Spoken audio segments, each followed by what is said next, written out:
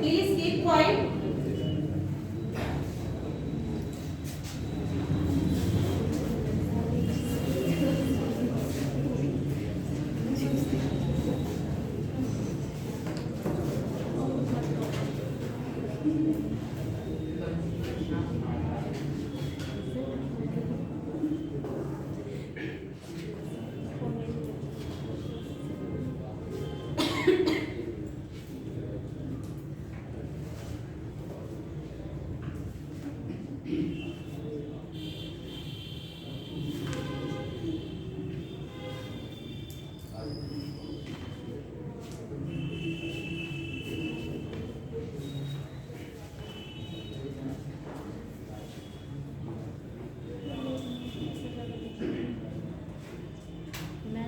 भेजी थी, सुबह में भेजी थी।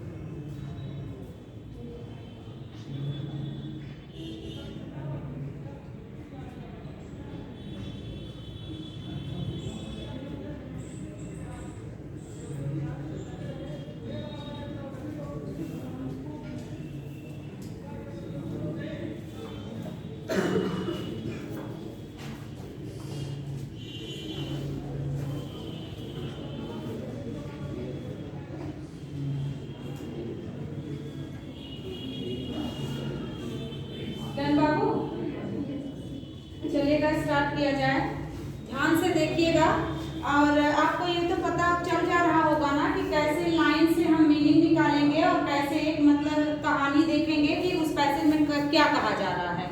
ये तो अब डेवलप हो गया है ना आप सभी का। ऐसा नहीं है कि अभी भी कुछ बच्चे ऐसे हैं जो मतलब समझ नहीं पा रहे हैं कि इसका मतलब क्या है। ऐसा कोई बच्चा है? अगर देखिए, अगर आप बताना नहीं चाहते हैं तो बिल्कुल परेशान होने की आवश्यकता नहीं है। आप प्रैक्टिस करिए, जितना ज्यादा कोशिश करेंगे सेल्फ से उतना ज्यादा ही कॉन्फिडेंस होगा, ठीक है। और कम समय में काम करने की कोशिश करेंगे जब आप, तो एग्जाम के प्रेशर में आपको घबराहट नहीं होगी, ठीक है। चलिएगा पैसेज करते हैं। ये देखिए, आपको बताया था ना कि कई पार्ट्स में भी पैसेज मिल जाते हैं, तो ये 6 बिंदुओं पर मतलब 6 पॉइंट बनाया है इस पैसेज में। The study of hand writing is known as graphology. आपका देखिए वन वर्ड सब्स्टिट्यूशन भी तैयार हुआ, एग्जाम में पूछता है, ठीक है। जैसे पक्षी विज्ञान को क्या कहते हैं, तो ऑर्निथोलॉजी, ठीक है, वैसे बहुत सारे हैं। तो यहाँ पर ग्राफोलॉजी आप जानते हैं, चूंकि ग्राफ वर्ड लैटिन शब्द का है, उसी से बना है। ग्राफ मतलब होता है लेखन, ठीक है, या लिखना।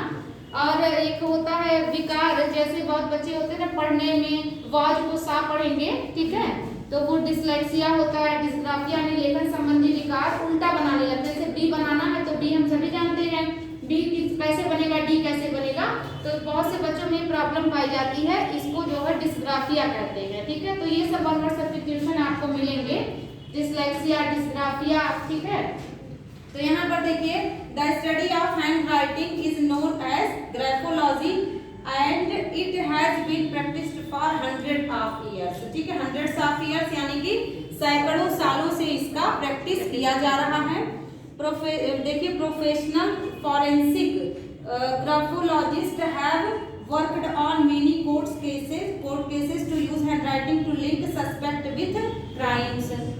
जब कभी भी हैंड राइटिंग का यूज करके कोई क्राइम किया जाता है तो पहचानने के लिए ये कोशिश करते हैं।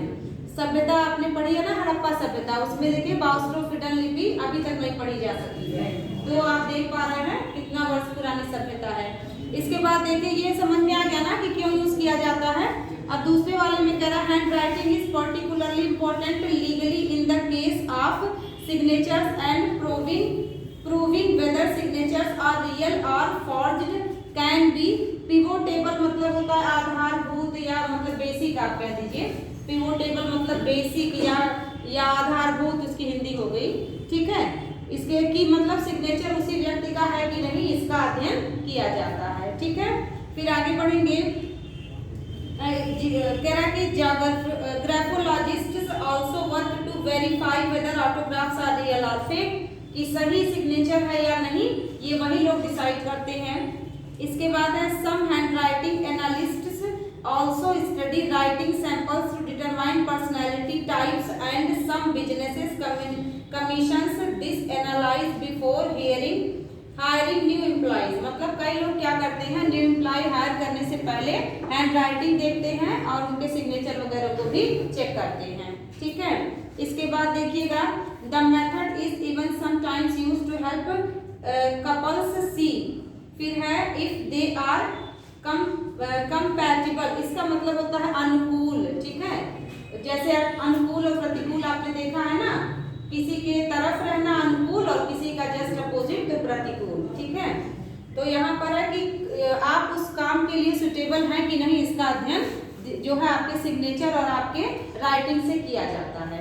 इसके बाद है according to graphologist there is very little you can not tell from a person's hand writing, मतलब बहुत छोटी सी बात है जो कि किसी की हैंड राइटिंग के बारे में आप कुछ भी कह नहीं सकते, मतलब आप ऐसा डिसाइड नहीं कर सकते कि किसी की हैंड राइटिंग अच्छी नहीं है तो क्या वो व्यक्तित्व या फिर विद्वान आदमी नहीं है, ठीक है, या किसी की हैंड राइटिंग अच्छी हो तो आप उसको विद्वान आदमी कह सकते हैं, ठीक ना।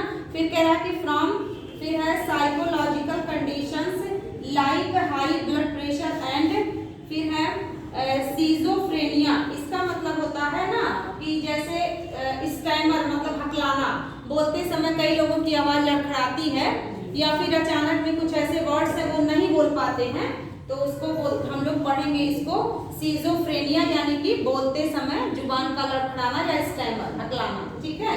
तो यहाँ पे कह रहा है pressure and schizophrenia 2 personality traits like dominance and aggressive, मतलब अगर कोई व्यक्ति ऐसा है तो ऐसा नहीं है कि वो डोमिनेंस पर्सनैलिटी का है या किसी को दबा देगा, या अग्रेसिव यानी आक्रामक मिजाज का है, ठीक है। इसके बाद है if you write by hand graphologists can analyse you, यदि आप हाथ से लिखते हैं किसी चीज को तुरंत तो वो क्या करेंगे, एनालाइज कर देंगे, यानी कि विश्लेषण कर देंगे आपके राइटिंग का। Everything from the size of your letters to how closely you space words can reveal, intricate मतलब होता है टफ या कॉम्प्लिकेटेड या जटिल होना, ठीक है।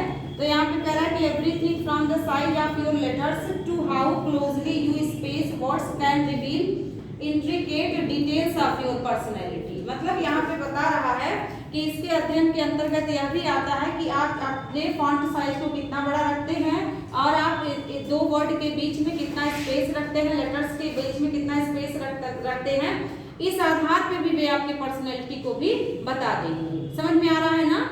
इसके बाद देखिएगा in general the size of your letters, मतलब सामान्यतः अगर साधारण धारणा में देखें तो आपके लेटर की size can reveal whether you are shy और आउटगोइंग, मतलब आपके जो है वो लोग जो राइटिंग का अध्ययन करते हैं वो लोग बताएंगे आपके राइटिंग को देखकर कि आप शाई नेचर के हैं या आउटगोइंग, यानी कि जैसे व्यक्तित्व 3 प्रकार का होता है ना, इंट्रोवर्ट होता है, एक्सट्रोवर्ट होता है, एम्बीवर्ट होता है। तो इंट्रोवर्ट मतलब होता है अंतर्मुखी व्यक्तित्व, एक्सट्रोवर्ट मतलब बहिर्मुखी व्यक्तित्व, और एम्बीवर्ट मीन्स होता है उभयमुखी व्यक्तित्व, मतलब जैसा सिचुएशन मिले वैसे इंसान ढल जाए, ठीक है।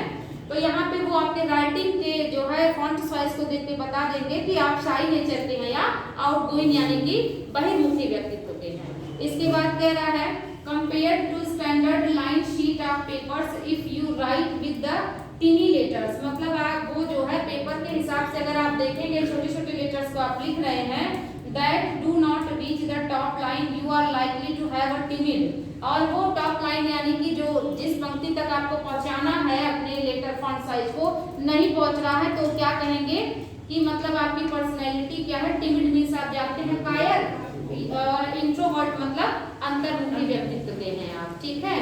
मतलब जैसे बहुत सी चीजें जानने को मिल रही हैं, हालांकि ये सब चीजें सामान्यतः जो है आमतौर पे नहीं जानता है इंसान, लेकिन ये पता चल रहा है कि वो लोग ये सब भी करते हैं कि मतलब जो लाइन टॉप लाइन मिली है उस टॉप लाइन तक अगर आपकी राइटिंग नहीं जो है पहुंच रही है, तो आप वो बोल देंगे कि आप इंट्रोवर्ट पर्सनैलिटी है या टिमिड मिजाज के हैं। बहुत सारे लोग अपने ही बीच में पाए जाते हैं जो बहुत बड़ा बड़ा लिखते हैं, बहुत फैला फैला के लिखते हैं, और बहुत ऐसे जो है लोग पाए जाते हैं जो छोटा छोटा लिखने में विश्वास करते हैं, ठीक है। इसके बाद देखिएगा, if you write with large letters that go over the top line, यदि आप बड़े बड़े लेटर्स को लिख रहे हैं जो टॉप लाइन तक पहुंच रहा है या उससे बाहर निकल रहा है, you are likely to be opposite, तो आप क्या हैं अपोजिट, मतलब सीधे देखिए क्या कहा, टिमिड और इंट्रोवर्ट की तुलना में आप अपोजिट है, यानी एक्सट्रोवर्ट है और आप ब्रेव मिजाज के इंसान हैं। आउटगोइंग यानी कि मतलब आपका व्यक्तित्व सब लोग देख सकते हैं, कॉन्फिडेंट हैं, अटेंशन सीकिंग, या फिर आप ऐसे व्यक्तित्व हैं कि कहीं पर जाएंगे तो लोगों का ध्यान आपकी तरफ बढ़ ही जाएगा। अब ये सब आपको जानकारियां हैं जो आपको अभी दिमाग में रखनी है और इससे क्वेश्चंस बनेंगे, ठीक है, कि किस प्रकार के व्यक्तित्व को क्या कहा गया है, उसके गुण दोष निम्न में से कौन नहीं है कौन है, ठीक है। इसके बाद देखिएगा, स्टडीज सजेस्ट दैट, मतलब अध्ययन बताता है कि people who space words widely like freedom and independence, whereas those choosing to write with small spaces prefer to be among others and do not like to be alone। यहाँ पे कह रहा है कि अध्ययन बताता है कि that people who space words widely like freedom and independence, मतलब कुछ ऐसे लोग होते हैं जो शब्दों के बीच में या अक्षरों के बीच में क्या करते हैं, अपने अनुसार स्वतंत्रता और मतलब आजादी से लिखते हैं। whereas जबकि those choosing to write with small space, those मतलब जबकि उसके विपरीत ऐसे लोग हैं जो खुले मिजाज से नहीं लिखते हैं कि अपने जो है अपने कॉपी को बहुत ओपनली इस्तेमाल करें। आप अपने ही बीच में देखिए, पेपर में जो आपको मिलता है कॉपी, बहुत से बच्चे होते हैं वहाँ पर भी वो नहीं फैलते हैं, जैसे उनका व्यक्तित्व है छोटा छोटा लिखना या फिर कम शब्दों में अपनी बात करना या फिर कम स्पेस लेना, तो भले 35 पेज 28 पेज की कॉपी मिलेगी लेकिन उनका 24 पेज 22 पेज में ही सारे आंसर्स हो जाएंगे। वही अगला बच्चा क्या करेगा, ये सोचेगा कि मुझे कॉपी भरना और फिर फैल के लिखेगा, ठीक है। तो यहाँ पे बताया जा रहा है कि अध्ययन बताता है कि जो लोग वर्ड्स में स्पेस लेते हैं, वाइडली लेते हैं यानी कि बृहद रूप से, फ्रीडम एंड इंडिपेंडेंस मतलब बहुत आजादी से लेते हैं, whereas जबकि दोज वे लोग choosing to write with small space, जो स्मॉल स्पेस को चुन करके लिखते हैं, prefer to be among others, do not like to be alone, वो ऐसे लोग हैं जो कि अलग रहना नहीं पसंद करते हैं, यानी कि लोगों के बीच में रहना पसंद करते हैं। मिला जुला के आपको ओवरऑल पता चल गया ना। ग्राफोलॉजी थीम है, अगर टाइटल पूछे थीम पूछे तो क्या है, ग्राफोलॉजी यानी कि लेखन विज्ञान जिसको कहेंगे या लिखावट काव्य। अब चलिए क्वेश्चंस देखेंगे। पहला प्रश्न है, which of the following words is similar in the meaning to the word verify। Para 2 में है as used in the passage, कौन सा एक ऐसा मतलब जो है इनमें से वर्ड होगा जो वेरीफाई का सिनोनिम होगा पैसेज के अनुसार। नोटिफाई करेंगे आप, डिस्कवर करेंगे, क्लेरिफाई करेंगे या कंफर्म करेंगे, कंफर्म, ठीक है, जान गए ना आप, बिल्कुल। आप देखिए वेरीफाई वर्ड आया कहाँ है, तो आप जो है पैरा 2 में यहाँ सजेस्ट भी किया है, तो पैरा 2 में वर्क टू वेरीफाई वेदर लिखा है, यानी कि क्या कर देना, किसी चीज को कंफर्म यानी कि आप पुष्टि करना या फिर सिद्ध करना, ठीक है। और नोटिफाई मीन्स जानकारी देना, डिस्कवर मीन्स आप जानते हैं खोज करना, और क्लेरिफाई मतलब स्पष्ट करना, ठीक है। हालांकि अगर आप देखो तो सब मिलजुल रहे हैं, लेकिन आपको उस वर्ड का एग्जैक्ट मीनिंग बताना है जिसके संबंध में आया है पैराग्राफ के अनुसार, ओके। चलिएगा, which one of the following words is opposite in meaning to reveal? Para 5 में है as used in the passage। तो पैरा 5 में reveal वर्ड आया है, यहाँ पर आया है ना everything from the size of your letters to how closely you space words can reveal। फिर है intricate details। तो वैसे तो आप जानते हैं ना, ब्लॉग वगैरह देखते होंगे ना, फेस रिवील करना सुने ही होंगे, ठीक है। तो रिवील करना मतलब होता है किसी चीज को स्पष्ट करना, बताना, ठीक है, या भेद खोलना जो भी करें। तो अब पैसेज में देखिए आया है कंसील, इसके बाद है अपोजिट, आपको देखना है ये भी आप समझें। इसके बाद है टील, तो यहाँ पर जो टील है ना उसका मतलब होता है नीला रंग, या मतलब नीले और हरे से रिलेटेड रंग, जैसे मोर में होता है ना नीला और हरे का कॉम्बिनेशन, उस कलर को टील कहते हैं, ठीक है। इसके बाद रिपील, आप जानते हैं रिपील मतलब होता है, इसको लिख लीजिए खुलासा करना।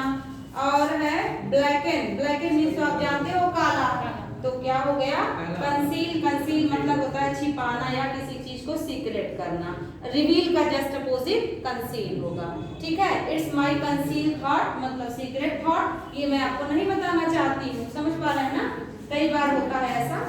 तो अगला देखिएगा, graphologists can verify whether the autographs are real or fake. यहाँ पे आपको बताना है कंजक्शन। इस क्वेश्चन को मैंने अलग से आपको उसमें भी दिया है जो 20 या 24 क्वेश्चंस हैं, और इस पैसेज में भी आया है। तो ये कंजक्शन है, आप जानते हैं वेदर के साथ और भी लगता है, ठीक है। फिर देखिएगा कह रहा कि which of the following statements is not true, यहाँ पर आपकी परीक्षा होगी। अब बताइएगा, hand writing use to graphologist to, मतलब जो हैंड राइटिंग होते हैं ग्राफोलॉजिस्ट यूज करते हैं, किस किस संबंध में यूज करते हैं, जिसमें नहीं करते हैं वही ऑप्शन आपको बताना है। पहला ऑप्शन देखिएगा, help couples to determine their suitability to each other, मतलब दो लोगों की हैंड राइटिंग लेंगे और वो देखेंगे कि क्या मतलब किस व्यक्ति से मिल रहा है, किसकी हैंड राइटिंग या जो है क्या समझ में आ रहा है। दूसरा देखिएगा, predict about a persons future criminal tendency, मतलब भविष्य में होने वाले अपराध के बारे में वो भविष्यवाणी कर देंगे। प्रिडिक्ट मतलब होता है भविष्यवाणी करना। और है नेल क्रिमिनल्स, मतलब जो है वो बता सकते हैं अपराध किसने किया। इसके बाद जो है वेरीफाई, फिर है जेन्युइननेस ऑफ सिग्नेचर्स, मतलब सच्चा सिग्नेचर या रियल सिग्नेचर किसका है वो वेरीफाई कर देंगे हैंड राइटिंग देख के। तो इनमें से कह रहा है कि which is not correct according to the passage, B वाला ना। देखिए नेल क्रिमिनल से जो आपको मिल रहा है उसका मतलब वही है कि अपराध किसने किया। और वेरीफाई तो आप जान ही रहे हो सिग्नेचर रियल है या फेक, आया ही है वर्ड। और हेल्प भी करते होता है उनका उसी सिग्नेचर से दो लोगों का मिलान करते हैं जब। तो बी कह रहा है कि भविष्य में होने वाले अपराधों के बारे में वो भविष्यवाणी करें, ऐसा कुछ नहीं है, ठीक है, कोई प्रॉब्लम नहीं है किसी बच्चे को। अगला देखिएगा, a graphologist can give accurate information about, इसको बताइएगा आप कौन सा लगाए हैं। कह रहा है ग्राफोलॉजिस्ट एक्यूरेट इंफॉर्मेशन किस बारे में देता है, बस आप यही समझ लें, पैसेज में आंसर मिल जाएगा।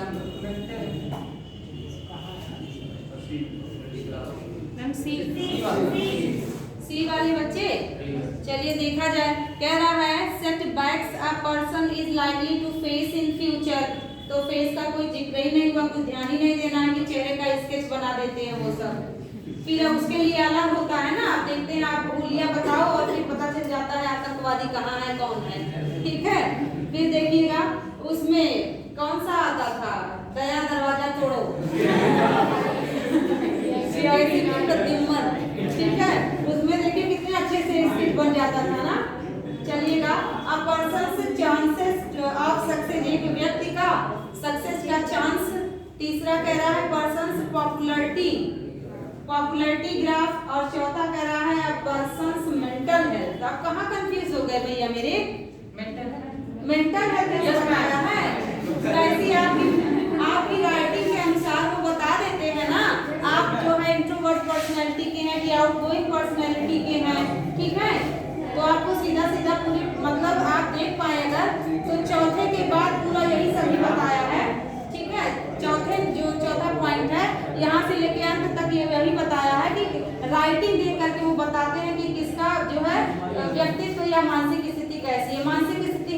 को बयां करती है। ओके, अगला बताइएगा।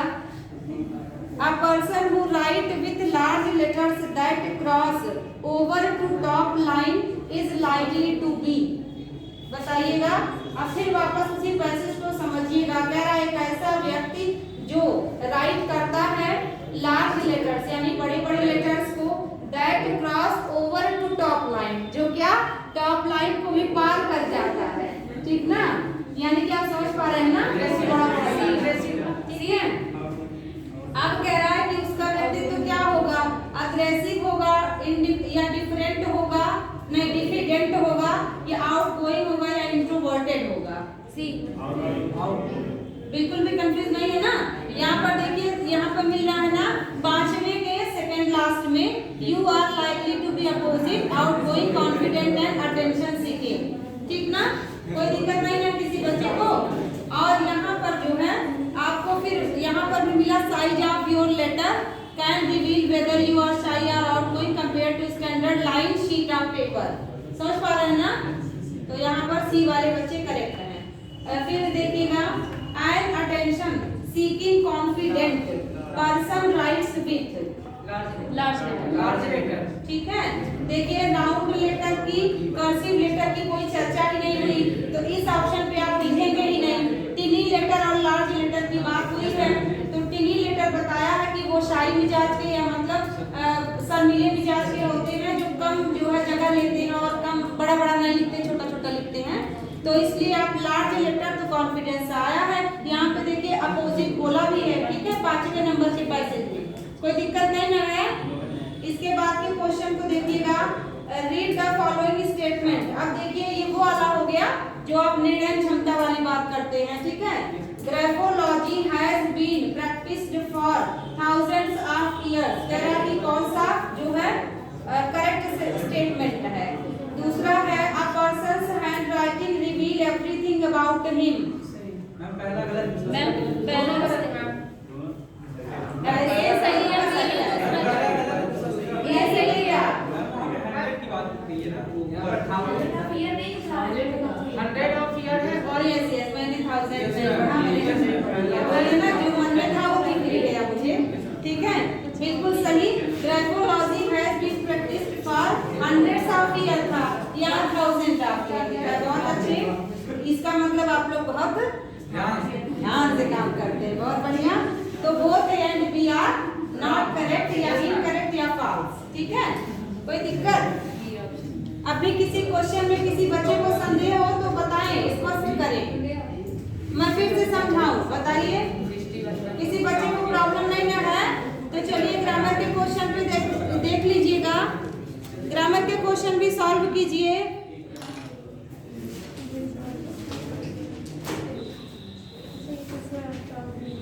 और मुझे जहां तक उम्मीद है आज के क्वेश्चन आपको पूरा का पूरा नंबर दिलाएंगे ग्रामर वाला। फिर भी देखना है कि कौन से बच्चे से गलती हो जाती है। सीटिंग अरेंजमेंट कर लीजिए बेटा, अगर फोन नहीं है तो। ठीक है, बैठ जाइए आसपास, हो जाएगा। सीटिंग अरेंजमेंट रीजनिंग में पढ़ते हैं ना, दाएं बाएं, 2 छोड़ के 3 छोड़ के, गोल मेज पे बैठे हैं, चौकोर मेज पे बैठे हैं। चलिए, कम समय में ज्यादा कोशिश करिए।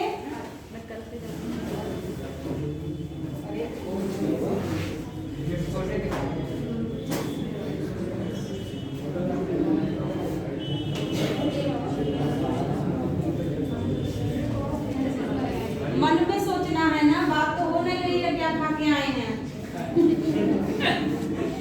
आज क्या खा के आए हैं बता रहे हैं। शांति से आप जो है क्वेश्चन अटेंड करिए, मन में बात करिए।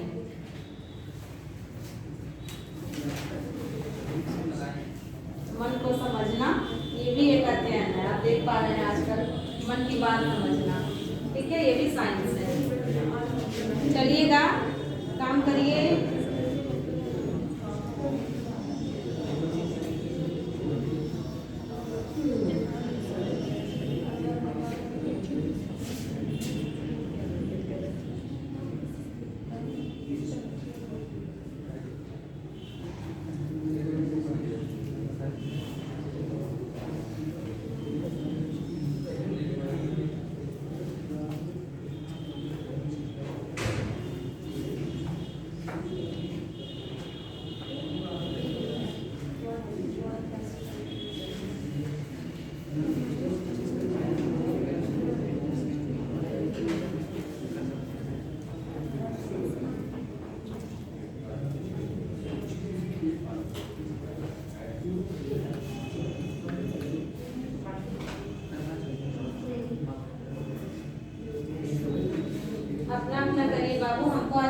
भी जानना है।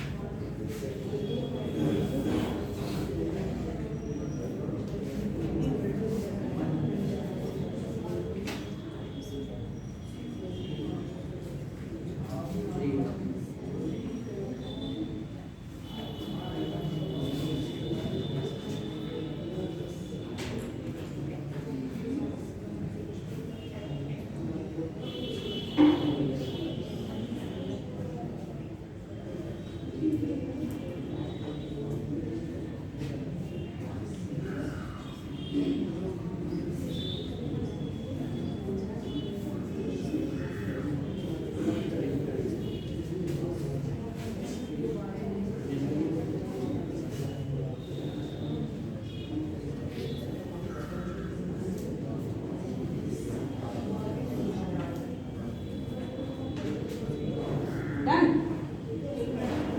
कितने क्वेश्चंस बचे हैं?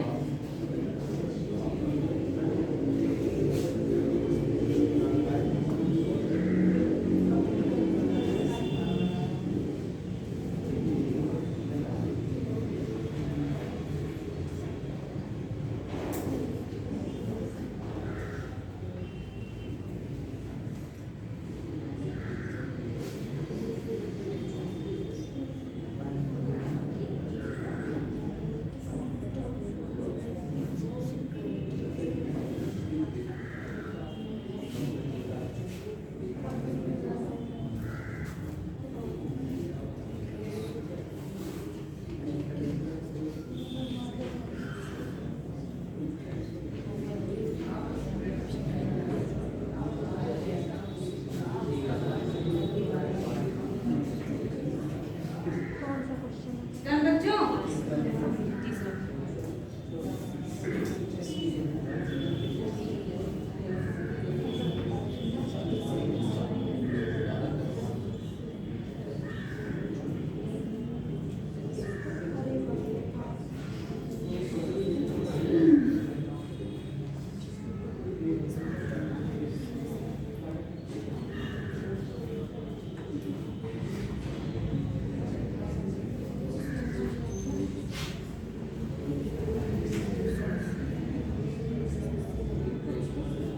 सॉल्व कराया जाए?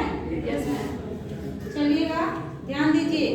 पहला की है graphologists can verify whether the autographs are real or fake. इसमें आपको पता है ना, कंजक्शन है, ठीक है। आगे बढ़ जाएं। यहाँ पर ही अगर कंजक्शन पहचानना भी है तो कौन सा पहचानेंगे? अगर मानते हैं पहचानने को आ जाए तो कौन सा है? सबऑर्डिनेट कि कोऑर्डिनेट? सबऑर्डिनेट, ठीक है। कोऑर्डिनेट तब होता है जब अकेले आ रहा है। जैसे कह दिया जाए स्टे हियर और गो, यू कैन गो, तो इसका मतलब आप जो है अल्टरनेटिव कंजक्शन यूज कर रहे हैं कोऑर्डिनेट, लेकिन वेदर के साथ जब आर आता है तो सबऑर्डिनेट एडवर्ब क्लास का होता है, ठीक है। चलिएगा, अगला है विच, तो ये सबका सही होगा ना? किसी से बच्चे का गलत भी हुआ? Which part of the following sentence contains as error? इसके बाद है आपका सेंटेंस है both, फिर है Raghunath as well as Ravish have given their consent to the new proposal।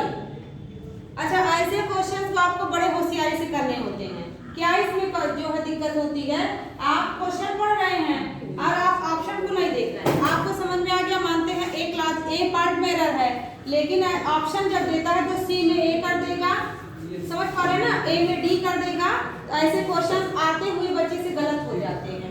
तो इसमें कौन सा एरर है, ए में कि डी में, डी फॉर डॉग, सभी बच्चे ए ऑप्शन डी है। हाँ मतलब जो है, हाँ ए पार्ट में आप सही कह रहे हैं, मैं पार्ट पूछ रही हूँ, ए पार्ट में ऑप्शन डी, ठीक है। तो ए पार्ट में क्या दिक्कत है,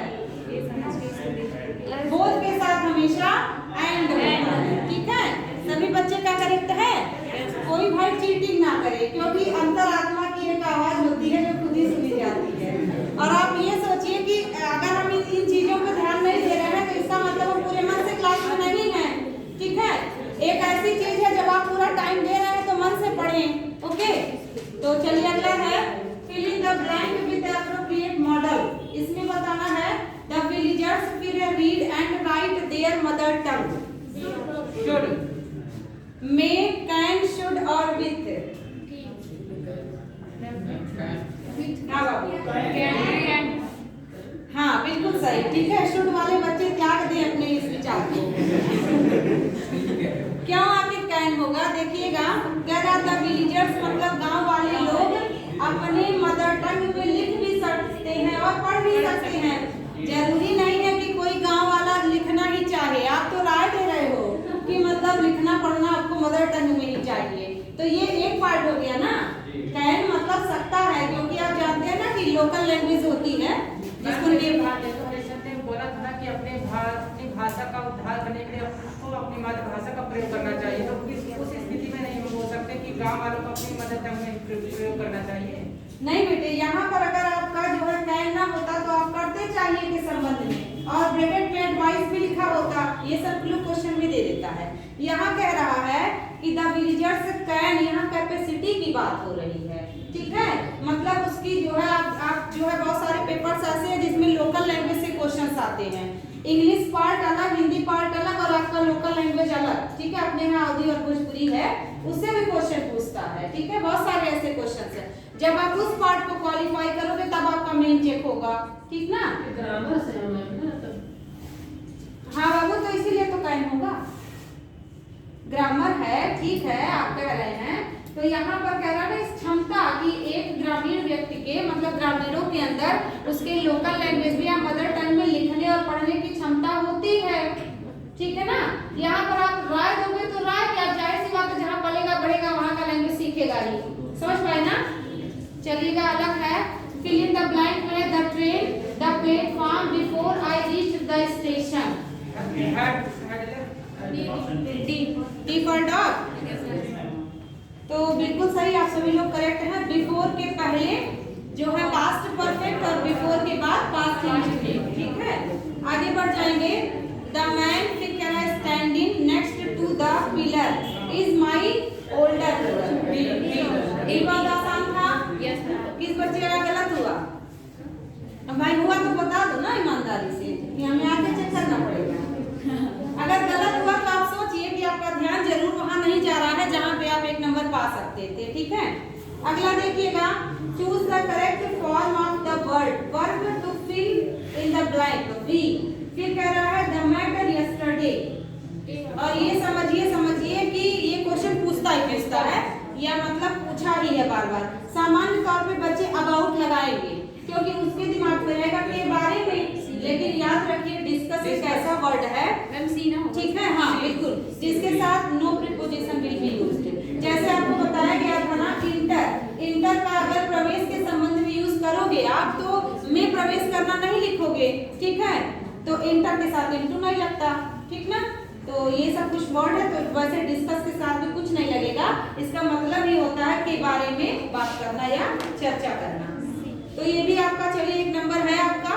ये देखिए, choose the appropriate synonym of the word written in the italics, और इटालियन वर्ड क्या है, वेज, ठीक है। यहाँ पे कह रहा है वेज, तो यहाँ पे अब उस वेज का मतलब देखिए रूट्स भी होता है रास्ता, और मैनर्स भी होता है ना, कि आपके पास बात करने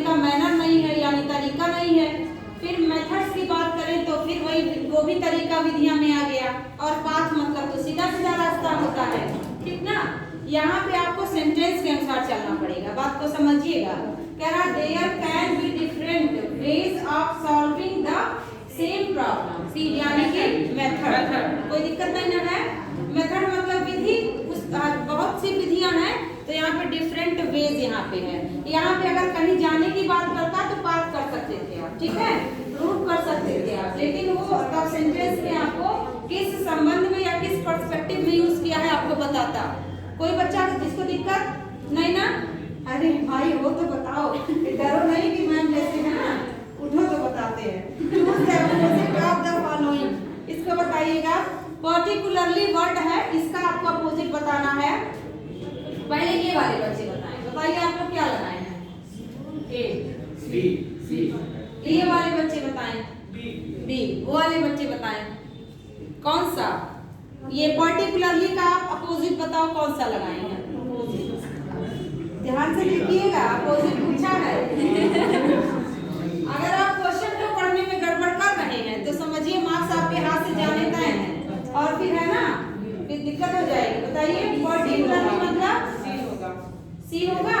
अभी देखिए आप गड़बड़ है, कह रहा है बी फॉर बॉय, वो बच्चे करेक्ट है। देखिए यहाँ पे आपको समझना पड़ेगा, अगर आप क्या कह रहे हो, particular subject, particular problem, particular dress, particular function, particular person, तो इसका मतलब आप किसी चीज को स्पेसिफाई कर रहे हो, लेकिन आप अगर इसी को जनरलाइज कर दो तो मतलब सर्वसाधारण, ठीक।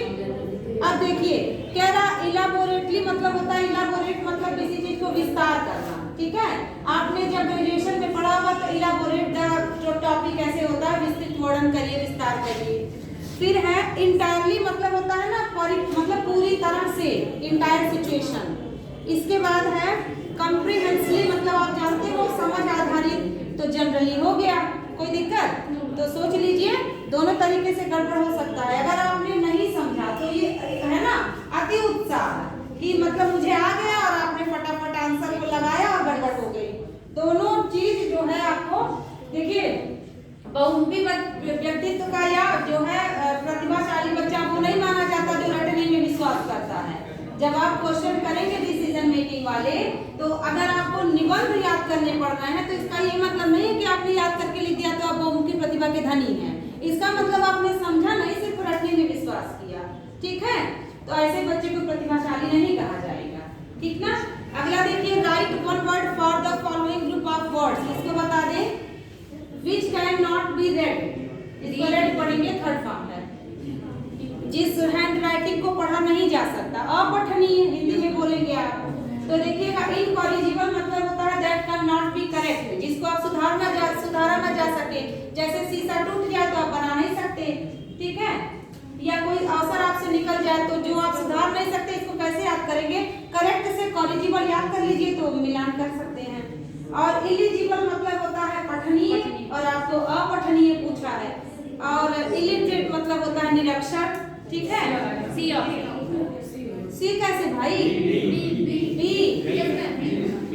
होगा, ठीक है। कैन नॉट बी रेड है ना, बी फॉर बॉय। इलिजिबल, ठीक है, इलिजिबल मतलब जिसको पढ़ा ना जा सके। बचपन में जब आपकी राइटिंग होती थी खराब तो टीचर क्या कहते थे, चिड़िया का टांग, ठीक है। कॉजेस ऑफ स्पेलिंग एरर्स बताइए, स्पेलिंग एरर के क्या क्या कारण हो सकते हैं। First option silent letters, poor pronunciation, one letter different sound, all of the above, बताइएगा। देखिए अगर आपको कहना है सुनामी, तो सुनामी आप कैसे लिखेंगे, टी से पढ़ते हैं। तो आपको याद है कि आपको जो है जैसे पी हो गया, टी हो गया, उसके पहले अगर एस हो तो बाद में एस हो तो वो साइलेंट हो जाता है। जैसे कभी आपने साइकोलॉजी नहीं पढ़ा, साइकोलॉजी पढ़ा, क्योंकि आपको पता है कि पी को हमें साइलेंट करना है, रिटन हमें लिख देना है, ठीक है। कभी कभी जब हम अध्ययन करते हैं तो लगता है तब लगा क्यों दिया, ठीक है, लेकिन लगा दिया तो भाई होना है, ठीक ना। और पुअर प्रोनाउंसिएशन मतलब अगर आपको साइकोलॉजी को जो है मतलब जैसे नो अगर हम बोले तो नो आप एनओ लिखोगे, कोई KNOW लिखेगा, तो यहाँ आपको पता होना चाहिए कि कहाँ हम वर्ब की तरह यूज कर रहे हैं, कहाँ पे एडजेक्टिव की तरह, ठीक है। नो वन कहे तो KNOW पता है, नो एक एडजेक्टिव है, वन एक प्रोनाउन है, ठीक ना। तो यहाँ पर ये भी करेक्ट हो गया, वन लेटर डिफरेंट साउंड से भी सही है, एक लेटर के अलग अलग जो है साउंड होते हैं, ठीक ना। ऑल ऑफ द अबव बिल्कुल सही। अगला देखिए, identify the odd word from the following, है ना, जॉय, हैप्पीनेस, सॉरो और ब्लिस। तभी मैंने कहा बड़ा आसान प्रश्न है, ठीक है। अगला देखिए, phonetic aspect of language deals with, phonetic मतलब होता है स्टडी ऑफ साउंड, ठीक है। तो राइटिंग हो गया, रीडिंग हो गया, या साउंड, स्पेलिंग और प्रोनाउंसिएशन, सी वाला ना। कभी भी इसको प्रोनाउंसिएशन मत पढ़िएगा, मन में पढ़ लीजिएगा स्पेलिंग याद करने के लिए, ठीक है। तब आपने ये स्पेलिंग बहुत पूछा एग्जाम में, अगर आप प्रीवियस ईयर कर लो तो प्रोनाउंसिएशन की यानी प्रोनाउंसिएशन, तो नन पढ़ेंगे तो एनयूएन याद रहेगा, नाउन पढ़ेंगे तो एनओयूएन दिमाग में बनेगा, ठीक है। ये स्पेलिंग बहुत पूछा है। अगला है, तो इसमें सी ऑप्शन करेक्ट है। नेक्स्ट है, fill in the blank with the most suitable article. इसको बता दे, we were watching on BBC last evening. तो आप पर्टिकुलर न्यूज की बात कर दिए, ठीक है, तो इसमें आप द न्यूज करेंगे, ठीक है। ध्यान रखिएगा, द क्यों होगा इसको देखिएगा, we were watching the news on BBC last evening. मतलब आप यहाँ पे जो है स्पेसिफाई करो या फिर मतलब जो है स्पेसिफाई ना करो तो भी आप द ही लगाते हो। एक समाचार आप नहीं कहते ना, मैं एक समाचार सुन रहा था, कोई काउंटेबल नाउन थोड़ी है, ठीक है। एक समाचार, दो समाचार, ठीक है। तो इसमें आप द ही लगाइए, ठीक है, ए एन नहीं लगा सकते, एन तो बिल्कुल नहीं लगा सकते। एक को देखिए, एक समाचार सुन रहा था तो ऐसा नहीं करेंगे आप। कहानी होती तो आप बोल देते एक कहानी सुन रहा था, एक डिबेट सुन रहा था, लेकिन समाचार आप जब एक को करेंगे तो वही है ना, बुलेटिन जिस भी समाचार किया जाती है, तो इसलिए यहाँ पर द ही आप करेक्ट करें। फिर देखें, fill in the blank with the most suitable adverb from those provide it took us. इसके बाद 5 hours to reach the airport. Enough लेंगे, नियरली लेंगे, ऑलवेज लेंगे कि सबको भगा देंगे, नन ऑफ द अबव कर देंगे। देखिए आप कह रहे हैं इट टुक अस, मतलब ये जो है टाइम लिया हमारा 5 hours to reach the station, मतलब पर्याप्त समय लिया 5 घंटे में स्टेशन, या लगभग 5 घंटे, लगभग निकल के आ रहा है ना, लगभग 5 घंटे। तो ए वाले बच्चे आप करें, यही तो है भाई कि जो आप ऑप्शन के अनुसार कंफ्यूज होके गलत कर देते हैं। यहाँ पे अगर आप एनफ करेंगे तो it took us enough 5 hours, मतलब पर्याप्त 5 घंटे लिए, और पहले मिल जा रहा है ना लगभग 5 घंटे, और 5 घंटे का निश्चित समय है, आप इसको मतलब निश्चित नहीं बना सकते, इस तरीके से भी आप कर दें। जैसे ऐसे सेंस में आप नियरली, ऑलमोस्ट ऐसे कुछ वर्ड लगाते हैं, ठीक है। फिर है, we have been living here, ये किस बच्चे का गलत है? अरे भाई वो तो बता दो ना, ठीक है, कोई कुछ नहीं करेगा। देखिए 6 month एक पर्टिकुलर टाइम नहीं है, ये क्या है, पीरियड ऑफ टाइम है, तो फॉर लगेगा, ठीक है। 6 से आप कंफ्यूज नहीं होंगे, क्योंकि 6 घंटे, अगर आप कहो मैं यहाँ 1 बजे से हूँ तो हम क्या मान लेंगे आपको 1 से 1.5 घंटे से हूँ, 1 घंटे से हूँ, तो हो सकता है आप जो है निश्चित समय नहीं बता रहे हैं। नेक्स्ट देखेंगे, what kind of adjective is used in the following sentence. These mangoes are ripe. Ripe मतलब क्या होता है, पका। तो जस्ट इसका अपोजिट क्या होगा, और सड़ा हुआ भी एक वर्ड होता है, उसका मतलब देखिए, राइप मतलब पक्का, रॉ माने कच्चा, और रॉटन माने सड़ा हुआ, ROTTEN रॉटन, ठीक है। ये सब वर्ड्स मिल जाएंगे। तो ये दीज मैंगोज आर राइप, इसमें देखो अंडरलाइन नहीं किया है, ये आपको बता रहा है कि अपने मन से जान लो। अगर आपको पता है कि किस वर्ड को पर्टिकुलर पकड़ना है तो आप देख पा रहे हैं क्या हो जाएगा। अब एडजेक्टिव है क्या, ये भी आप देख लें। तो पहले आप नाउन पकड़े, मैंगोज नाउन है, तो नाउन का कौन सा नाउन है, मैंगोज। मैंगोज के पहले दीज आया, दीज क्या है, डेमोन्स्ट्रेटिव एडजेक्टिव, ठीक है।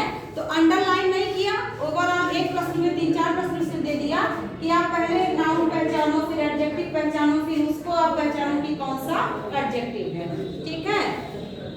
नेक्स्ट देखिएगा, आइदर मुन्नी और चुन्नी,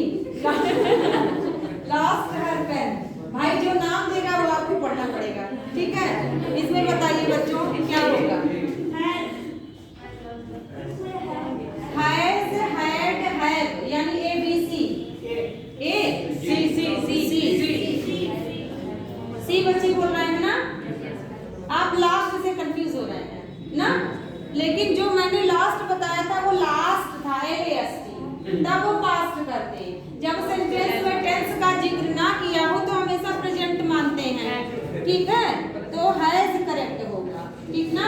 अब आप ये मत सोचिए हरदम होती है क्या, ए करेक्ट होगा, ठीक है। हाँ ए, ठीक है। यहाँ पर जो है आइदर मुन्नी और चुन्नी हैज लॉस्ट हस्बैंड, मतलब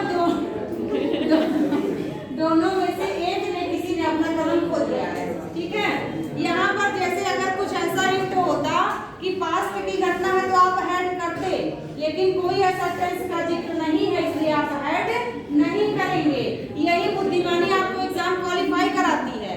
देखिए भविष्य में करेगी, ये तो वही बात हुआ ना कि किसी को ह्यूमिलिएट करना, जा रही है 3 बार उसका खो गया तो चौथी बार आप बोलोगे गायब कर देंगे, तो ये तो ह्यूमिलिएट करने वाली बात हो गई। भविष्य का कोई श्योर नहीं रहता। नेक्स्ट देखिए कह रहा है आगे ही आपको डैश मिला है, कंजक्शन बताना है। But he had not paid his bill, his electricity was cut off, या करेंगे either he had not paid his bill, his electricity was cut off, या अनलेस कर देंगे या एज कर देंगे। और बट और आइदर तो एकदम से गया काम से। आपके मन में सी और डी मिल रहा है, ठीक है। तो सी वाले बच्चे कितने हैं, डी वाले कितने हैं? डी वाले, डी वाले तो मतलब rest part of the student C correct कर रहे हैं। बात तो वही हुआ ना इसका।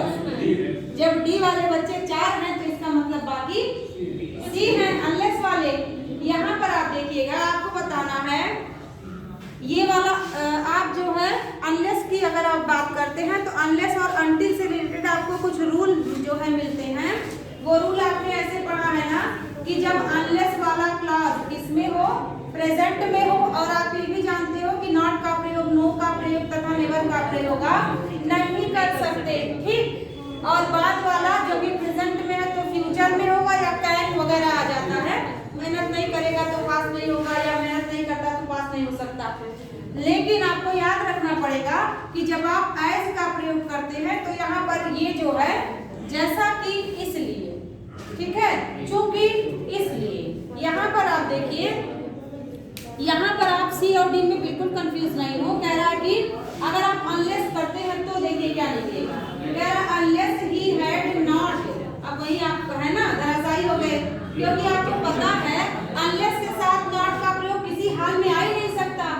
अनलेस अनटिल के साथ तो नहीं आ सकता, तो अब आपको ज्यादा है ना उलझना भी नहीं है, तो बचा क्या, ठीक। अब यहाँ पे कह रहा है जैसा कि उसने अपने इलेक्ट्रिसिटी के बिल को पेड नहीं किया है तो परिणाम क्या निकलेगा, उसकी इलेक्ट्रिसिटी काट दी जाएगी, काट दी गई क्योंकि पास है। तो या चूंकि उसने इसलिए, जैसा कि इसलिए, जो भी मीनिंग मिले, तो आपको बताया गया था कि जब एज आएगा, ये वाला तो आपको याद है ना, अनलेस और अनटिल, ठीक है। इसमें किसी भी हाल में इस वाले क्लॉज में नॉट नहीं यूज करेंगे, बाद वाले में कर सकते हैं, ठीक है। ये नहीं कि बाद वाले को भी याद कर लें, बाद वाले में किया जा सकता है, सिर्फ आपको ध्यान इसी क्लॉज में देना है, ठीक। और जब कभी भी सेंटेंस में सिंस आए तो इसके बाद कोई कंजक्शन नहीं लगता, कॉमा लगता है। अगर आप एज का यूज करते हैं तब भी कॉमा लगता है। अगर सेंटेंस में बिकॉज आ गया, ठीक है, तो बीच में आएगा तब तो आप जान रहे हैं, लेकिन अगर स्टार्टिंग में आ जाए तब भी बाद में कॉमा लगता है। जब बोल हम रहे हैं तो आप क्यों बोल रहे हैं? जब हम बोल रहे हैं तो आप सिर्फ सुनिए ना कि आपस में डिस्कस कर रहे हैं, ठीक है। गलत बात है। देखिएगा जब सेंटेंस में बिकॉज बीच में आएगा तो आपको पता है कि बीच में क्योंकि का मीनिंग लिया, लेकिन वही क्लॉज अगर बीच में ना करके आगे कर दे तो बाद में यट बट सो कुछ लगता नहीं है, सीधे कॉमा लगता है, ठीक है। इसके बाद आप देखते हैं जब व्हेन को आप देखिए तो व्हेन बीच में आ जाए तब तो आप जान रहे हैं कि एक क्लॉज इधर है, एक क्लॉज इधर है, लेकिन जब व्हेन पहले आ जाए तो इसके साथ भी देन नहीं लगता, कॉमा लगता है, ठीक। ये सब आपके एरर वाले या फिर कंप्लीट द सेंटेंस वाले टॉपिक में मिल जाएंगे। अगर आपको इफ बीच में मिल रहा है तब तो आप जान रहे हैं कि मतलब जो है कुछ नहीं लगेगा, दोनों क्लॉज इधर उधर रहेंगे। लेकिन अगर स्टार्टिंग में आ जाए तो याद रखना है कि कुछ लगता नहीं है, हमेशा आपको कॉमा का ही यूज करना पड़ता है, ठीक ना। इस तरीके से कुछ ऐसे वर्ड्स हैं जो मिल जाएंगे। अगर आपको बट मिल जाए कहीं, ठीक, तो बट अगर बीच में मिला तो आपको पता चल गया, लेकिन अगर स्टार्ट में मिले तो बाद वाले क्लॉज में भी आप किंतु परंतु का मीनिंग किंतु परंतु इसलिए तो कुछ नहीं, बस कॉमा का यूज करेंगे। कुछ ऐसे हैं जो कॉमा को ही लेके चलते हैं, तो सीधा आएगा तब तो आपको पता है कि एज आ गया, ये अलग अलग है, इसके साथ नहीं है कि आप उतार ले, ठीक है। एज आ गया स्टार्टिंग में तो बाद में कुछ नहीं, बीच में आएगा तो आप जान ही रहे हैं, ठीक है। और ये जो है आगे पीछे करके जो है क्वेश्चन पूछता है एग्जाम में कि मतलब बट के साथ एंड, बट के साथ सो, बट के साथ फॉर लगा दे, एज के साथ बाद में सो और एज लगा दे, लगेगा, लेकिन कब लगेगा, जब यह एडजेक्टिव की तरह आएगा, ठीक है। जैसे आप एज सून एज भी लिख लें, एज सून एज के साथ हमेशा जो है एक साथ ही आएगा और कॉमा लेके चलेगा, इसके साथ भी कुछ आगे लगाएंगे नहीं आप, ठीक है। और किसके साथ लगाएंगे, तो जैसे नो सूनर के साथ देन लगता है, ठीक है। आप एक जगह लिख के जब याद किए रहेंगे तो आपको बहुत आसानी से कोई भी टॉपिक समझ में आ जाएगी। जब तक आप स्टार्टिंग से कोई चीज नहीं पढ़ के समझेंगे तब तक आप उलझे रहेंगे, थोड़ा सा ये पढ़ा, थोड़ा सा ये पढ़ा, ठीक है। फिर मन में आया बंद करके हुमायूं को बाबर को पलटने लगे, ज्योग्राफी में पर्वत छोड़ करके नदियां पढ़ने लगे, ठीक है।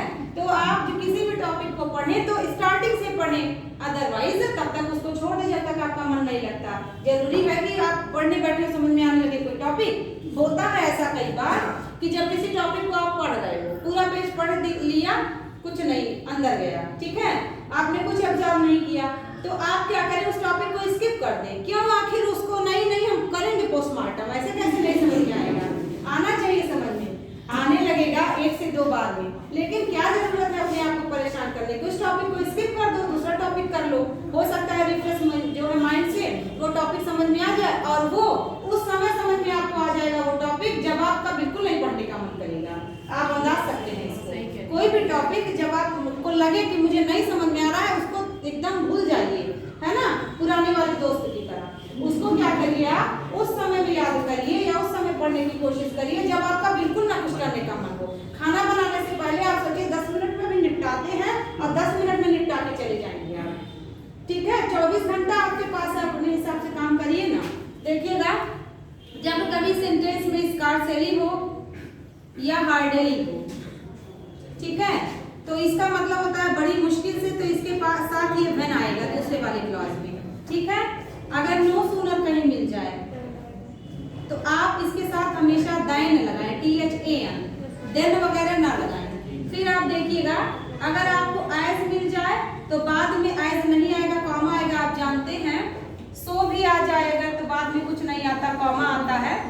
ठीक उसी प्रकार से अगर दो हो, THOUGH, तो इसके साथ या तो यट आएगा या तो कॉमा आएगा, ठीक है, दोनों में से कोई एक आएगा।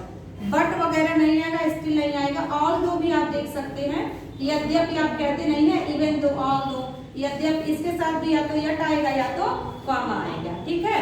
अगर आपको सेंटेंस में सो मिलता है तो सो के साथ आपका क्या आएगा, दैट आएगा, ठीक है। और अगर आपको सच मिलता है तो सच के साथ आपको दैट मिलेगा या एज मिलेगा, ठीक है। अब ये होता है कि सो के साथ एडजेक्टिव, सच के साथ नाउन। मतलब क्या है, जैसे देखिए, अगर सो है तो सो के साथ एडजेक्टिव अगर लगा है तो यहाँ पर आपका जो है दैट आएगा। और अगर सच आया है, सच के साथ नाउन लगा है, तब आप यहाँ पर दैट करेंगे, ठीक है। अब नाउन एडजेक्टिव तो पहचानते ही होंगे, ठीक है। इसके बाद आपको क्या मिल जाएगा, जैसे आप देखते हैं ना, तो वेदर, वेदर के साथ हमेशा आपको आर ही मिलेगा, ठीक ना। आइदर के साथ आर, नाइदर के साथ नॉर, आप जानते हैं, ठीक है। ये कुछ ऐसे हैं जो आपको क्या पूरा का पूरा नंबर दिला देंगे। फिर आपको अगर कहीं एज इफ मिल जाए तो एज इफ के साथ हमेशा किसी भी सब्जेक्ट के साथ आपको वर्ड ही मिलेगा, चाहे कोई भी सब्जेक्ट हो, ठीक है। ये नहीं कि ही के साथ वर्ड हम कहाँ यूज किए थे याद ही ना आए तो इसका मतलब नहीं होगा, नहीं, एज इफ है तो होगा, ठीक है। जैसे हमने बताया था ना, मानो कि, जैसा कि, ठीक उसी प्रकार से आपको एग्जाम में मिल जाएगा ये क्वेश्चन। इवन दो भी मिल जाए, इवन दो, तो इसके साथ भी आपको कुछ नहीं करना है, कॉमा लगा देना है, ठीक है। एज इफ हो गया, इवन दो। फिर आपको सो मिल जाए तो सो के साथ अगर आपको जो है क्या मिल जाए, दैट मिल जाए, तो दैट के साथ आप क्या करेंगे, और मे मिल जाए प्रेजेंट में तो मे कर देंगे, और अगर इसको माइट कर देंगे सो के साथ दैट, ये अलग अलग नहीं रहेगा, इकट्ठे सो दैट या इन ऑर्डर दैट, ठीक है, इन ऑर्डर दैट, इसके साथ मे और माइट ही आएगा। जैसे अलग अलग आए तो आप कैन पुट कर सकते हैं, अदरवाइज नहीं कर सकते। फिर आप कहीं पर रादर देखें, अदर देखें तो उसके साथ हमेशा देन आता है। क्या है? रादर। रादर के साथ हमेशा क्या आएगा?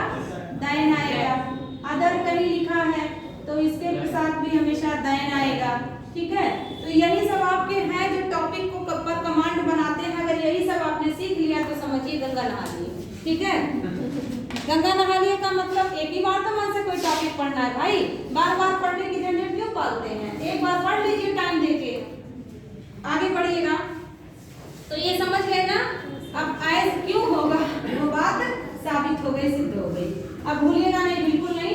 नो सुनर के साथ आपने देख लिया ना, क्या आएगा? दाइन, THA, ठीक है।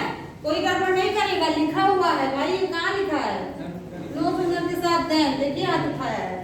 इसके बाद I can learn poems more easy than speeches, इसको बताइए।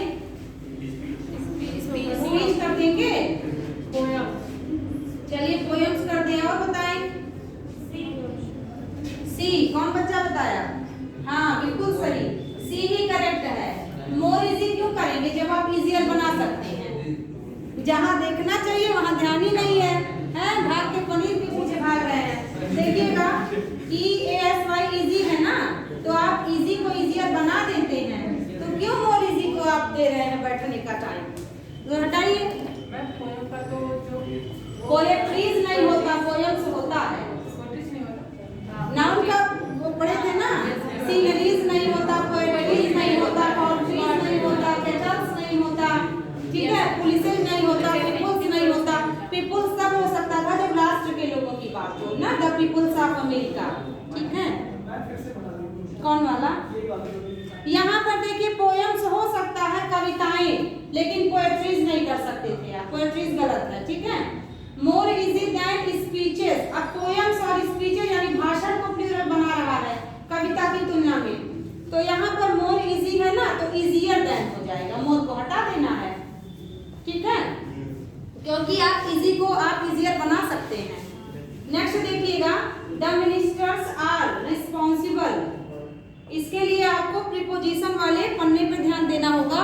ध्यान रखिएगा, जब किसी पद की बात हो तो फॉर लगता है, और जब पर्सन हो तो टू लगता है, ठीक है। रिस्पॉन्सिबल, ठीक है ना, रिस्पॉन्सिबल हो, अगर पोस्ट हो तो फॉर लगेगा, ठीक है। और अगर क्या हो, पर्सन हो, यानी कि समबडी कह सकते हैं, तो आप क्या करेंगे? टू लिखेंगे इसके साथ। कोई दिक्कत नहीं ना है, याद कर लीजिए, बार बार एग्जाम में आता है। रिस्पॉन्सिबल फॉर, ठीक है, कोई पोस्ट, रिस्पॉन्सिबल टू मतलब कोई व्यक्ति, ठीक है, याद रखिए। तो आप जान गए कि यहाँ चीफ मिनिस्टर तो क्या होगा? पद नहीं है, ये यहाँ मंत्री जी की बात हो रही है। देखिए कह रहा है द मिनिस्टर्स आर रिस्पॉन्सिबल, इसके बाद देखिए the chief minister of their state for their work, तो यानी कि अपने अपने राज्य के अपने अपने काम के लिए चीफ मिनिस्टर उत्तरदायी होंगे। तो यहाँ पर क्या चीफ मिनिस्टर जो है ये आया है, ये उस मुख्यमंत्री की बात हो रही है जिस स्टेट का हो, तो मुख्यमंत्री तो कोई व्यक्ति है ना, यहाँ पर पद की बात नहीं होगी। कंफ्यूज हो रहे हैं आप? देखिए कह रहा है द मिनिस्टर्स आर रिस्पॉन्सिबल, फिर कह रहा है द चीफ मिनिस्टर, तो ये बताइएगा मुख्यमंत्री का पद होता है तो पद काम करता है, काम तो इंसान करता है ना, किसी भी प्रकार से आप समझिए। जैसे पद के लिए, जैसे यहाँ पे कह रहा था चीफ मिनिस्टर राशि, जैसे आप कह सकते हैं I am responsible for my mistake, या मेरी गलतियों के लिए मैं उत्तरदायी हूँ, या you are responsible for your teacher post या टीचिंग पोस्ट, तो टीचिंग पोस्ट हो गया। लेकिन यहाँ पर जो है कह दिया जाए, यहाँ पर देखिए चीफ मिनिस्टर, तो चीफ मिनिस्टर आपका कोई व्यक्ति है। जैसे आप ऐसे समझें, पद की बात अगर आप करते हैं तो पद नहीं काम करता, काम यहाँ पे कौन कर रहा है? देयर वर्क भी तो हिंट दिया है। जैसे हम कहें कि डीएम हमारे इसके लिए रिस्पॉन्सिबल है। तो है तो डीएम का पोस्ट आप नहीं कर रहे हो ना। वहाँ पर फॉलो करना डीएम इज हाँ, ये पोस्ट आपने अच्छा याद दिलाया। You are responsible for this post, ठीक है। तो रिस्पॉन्सिबल फॉर अ पोस्ट की बात किए ना, responsible for the chair for DM, तो इसका मतलब डीएम की कुर्सी के लिए आप उत्तरदायी को पास करके जाओ, एग्जाम करो, है ना। और अगर डीएम के काम की बात हुई तो काम का मतलब डीएम के प्रति उत्तरदायी, तो फिर है ना। अब आप समझे ना, जब पर्सन की बात हो तो टू, और जब पद की बात हो, पोस्ट की बात हो तो फॉर। यहाँ पर जो है किस प्रकार से व्यक्ति निकल के आ रहा है, देखिए कह रहा है there state chief minister of their state, अपने अपने राज्यों के मुख्यमंत्री, अपने अपने राज्यों के मुख्यमंत्री अपने काम के लिए, तब तो यहाँ व्यक्ति आया ना निकल के, क्योंकि देयर बता रहा है। डॉक्टर के लिए मैम टू लगेगा। हाँ बेटा, डॉक्टर के लिए।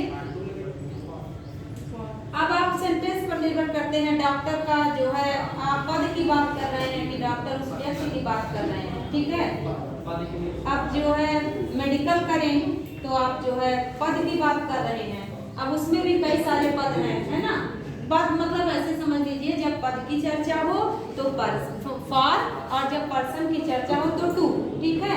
तो यहाँ पर्सन क्यों, क्योंकि देयर वर्ड आ रहा है ना, देयर वर्ड, देयर स्टेट, तो स्टेट तो कुर्सी थोड़े ना होता है, हमारा आपका होता है, ठीक है। अगला देखिएगा, कंप्लीट द टुवर्ड्स मतलब होता है की ओर, मतलब आप कोई वो मतलब कोई चीज नहीं, आप डेस्टिनेशन दे रहे हो ना की ओर गया, ठीक है। चोर पुलिस की ओर, पुलिस चोर की ओर, ऐसे सेंस में टुवर्ड्स होता है, ठीक है, जब आप डायरेक्शन का कोई इंडिकेशन करते हैं। नेक्स्ट देखिएगा, कंप्लीट द फॉलोइंग सेंटेंस। इसके बाद है इज द बेस्ट स्टोरी, कह रहा है योर्स, योर्स और फिर एपोस्ट्रोफी वाला योर। हाँ बिल्कुल, जब जो है पोजेसिव एडजेक्टिव ना रहे तो पोजेसिव प्रोनाउन होता है। जब आपको क्लास दिया जाएगा कल सुबह 9 बजे, तो इससे रिलेटेड मैंने 2-3 क्वेश्चन आपको दिए हैं, तो जरूर से जरूर देखिएगा, कैसे गलतियां हो सकती हैं और आपको सही भी लगता है कि मतलब हाँ ये सही है, लेकिन फिर भी वो ग्रामेटिकली गलत होता है, ठीक है। तो योर्स होगा, जैसे आप कहते हैं ना कि your book is better than mine, my book ना करो तो माइन कर दो, ठीक है। ठीक उसी प्रकार से choose the correct word to complete the following sentence. He insisted seeing the documents. To वाले बच्चे हाथ उठाएं, दोनों सजा है ना। इंसिस्ट के साथ ऑन आपको बताया गया था ना, फिक्स्ड प्रीपोजिशन, जोर देना। Why are you insisting me to study, insisting me studying.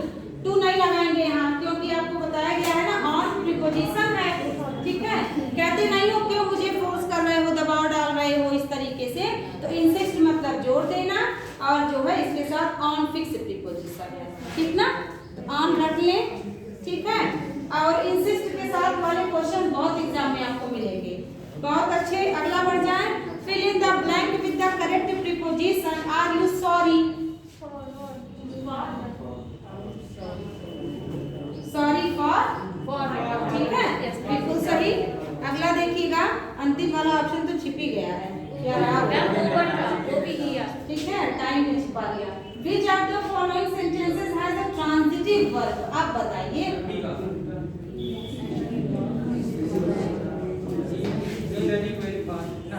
ए वाले बच्चे बताएं, कोई नहीं। बी वाले एक बच्चा, सी वाले कोई नहीं। अरे पूरा उठाए ना सी वाले, और डी वाले भी बता दें, डी वाले बच्चे। तो चलिएगा, अगर आप यहाँ पर ढूंढना स्टार्ट करें तो डी वाले बच्चे करेक्ट हैं, ठीक है। अब डी वाले बच्चे क्यों करेक्ट है, यहाँ ट्रांजिटिव पूछा, यानी सकर्म क्रिया विद ऑब्जेक्ट।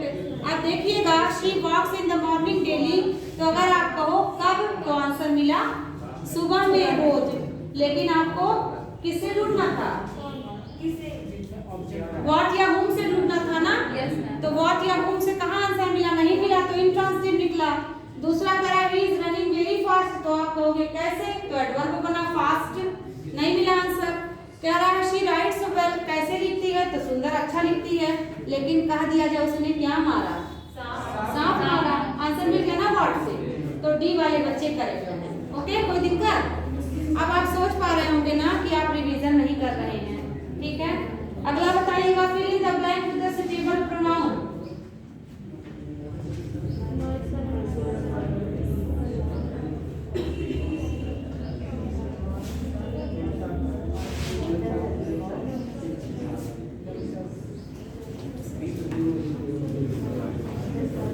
ए वाले बच्चे बताएं, बी वाले, सी वाले, सी मैम। डी वाले, डी वाले भी उठा ले हाथ, उसका कुछ मिल ही जाएगा। देखिएगा यहाँ बी करेक्ट है। बी क्यों करेक्ट है? मेरा बेटा मेरी बेटी दोनों एक दूसरे के शौकीन है, मतलब एक दूसरे के संगत में रहते हैं, ठीक है। यहाँ पर सी डी और कुछ नहीं होगा। देखिए अगर आप हर सेल्फ करते हो तो सिर्फ बेटी की चर्चा हुई, और अगर हिम सेल्फ करते हो तो बेटों को प्रेफरेंस मिला। यहाँ पर अगर आप देम सेल्फ करते हो तो देम सेल्फ मतलब वे दोनों एक दूसरे के हो, लेकिन आपको रेसिप्रोकल प्रोनाउन पता है ना, ईच अदर और वन अनदर। तो जब दो की बात हो तो आप देम को बाय बाय करें, ईच अदर और वन अनदर को ध्यान दें। तो यहाँ एक दूसरे मतलब जैसे हमने आपको बताया ना, जब दो में से कोई हो तो सबको भूल के आइदर को चुने, दो में से कोई नहीं तो सबको भूल के आप नाइदर को चुने। यही सारे कुछ ऐसे बिंदु हैं जिसको ध्यान रखते हैं तो कल के क्लास में आप अच्छा नंबर पाएंगे, ठीक है। अगर नहीं पाएंगे तो समझ लीजिएगा बस वही पढ़ रहे हैं, इधर से निकल रहा है इधर से। तात्पर्य यह है कि मतलब आपको जो है गेन नहीं हो रहा है, भूल रहे हैं आप। अब चलिए कुछ हम लोग कंजक्शन से रिलेटेड क्वेश्चंस करते हैं, ठीक है। जैसा कि आपको बताया गया है कि ध्यान रखिए आइदर के साथ और नाइदर के साथ नॉट। तो याद रखिएगा यदि आइदर का प्रयोग सब्जेक्ट के साथ होगा तो सेंटेंस में और का भी प्रयोग सब्जेक्ट के साथ होगा। यदि नाइदर का प्रयोग सब्जेक्ट के पहले होगा तो नॉट का भी प्रयोग सब्जेक्ट के पहले होगा। वेदर का प्रयोग सब्जेक्ट के पहले होगा तो जो है और का भी सब्जेक्ट के पहले होगा। मतलब आप ये समझिएगा ऐसा नहीं है कि वेदर और को लेके चल पड़े, कहीं किसी को रख दे मेरा छुट्टी मिले, ऐसा कुछ नहीं। जब अगर पहला वाला वर्ब के पास है तो आपको भी वर्ब के पास रखना होगा। अगर पहला वाला नाउन के साथ है तो नाउन के पास, और अगर जो है सब्जेक्ट के साथ है मतलब एक से अधिक तो आपको उसके साथ रखना होगा। इससे रिलेटेड क्वेश्चंस एग्जाम में मिलेंगे आपको, लिखिएगा। अब आप समझ गए ना मेरा वो वाला हिंट, वर्ब के साथ पहला तो दूसरा भी वर्ब के ही साथ रहेगा। ऐसा नहीं कि कहीं भी लिख दिया बस खाली मिल गया कि हाँ और आया तो है, ठीक है, इससे काम नहीं चलेगा। तो एक सेंटेंस लिखिए और बताइए क्या ये करेक्ट है, लिखिएगा।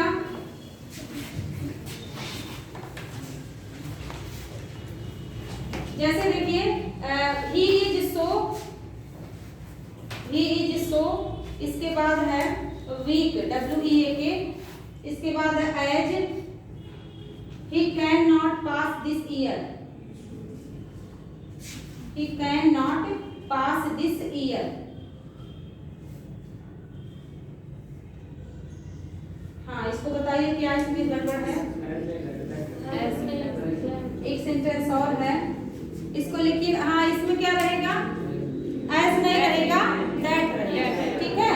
क्योंकि अभी आपने लिखा सो प्लस एडजेक्टिव, तो वीक होना एक एडजेक्टिव है, ठीक ना।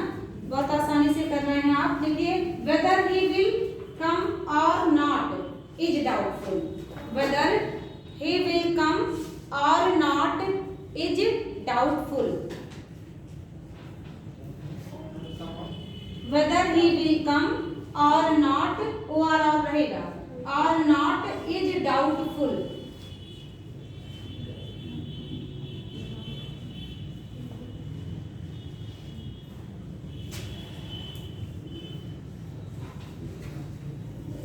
एक और सेंटेंस है, whether you talk to me, whether you talk to me it or not doesn't matter, whether you talk to me it or not doesn't matter. आप देख पा रहे हैं वेदर और तो मिला, लेकिन क्या ये सही जगह पे है? नहीं है ना। तो आपको याद रखना पड़ेगा वेदर ही विल कम जो है वो ही वेदर विल कम होगा, ठीक है। क्यों? क्योंकि यहाँ पर देखिए जो आर नॉट है तो जो इज है इज के पहले है, तो जो वेदर होगा वो विल के पहले आएगा ना, कोई दिक्कत नहीं ना। देखिए यहाँ पर एक व्यक्ति की दो बात हो रही है, तो जब जो है इज के पहले नॉट है तो विल के पहले भी वेदर आएगा, तो ही जो बाद में आया है उसको आप पहले कर दें, तो अगर यही एरर बनता तो पार्ट में बनता ना। दूसरे वाले में देखिएगा टॉक टू मी है, यहाँ पर और नॉट इन के बाद आया है, रियल में क्या आना चाहिए था, रियल में नॉट जो है मी के बाद आना चाहिए था। बात समझ पा रहे हैं ना, जहां पर पहला पार्ट हो वहीं पर दूसरा भी रहेगा। ओके, और भी सेंटेंस आपको मिल जाएंगे। ये एंड के साथ तो आप जानते हैं बोथ का प्रयोग करते हैं, ठीक है।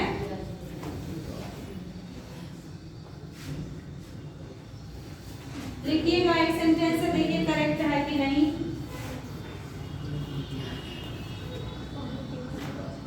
सेंटेंस है I have no pen nor pencil. I have no pen nor pencil, ठीक है।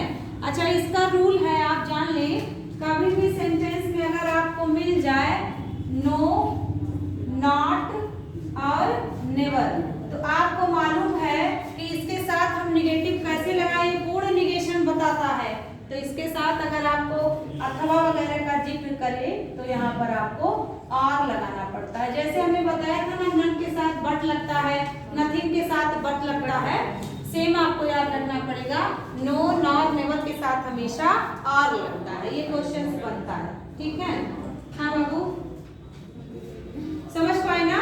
तो यहाँ पे आप क्या करेंगे, और जो है लिख देंगे, नॉर को हटा के, ठीक है। इसके बाद आप लिखेंगे I did not phone her, I did not phone her and write to her, W-R-I-T, write to her।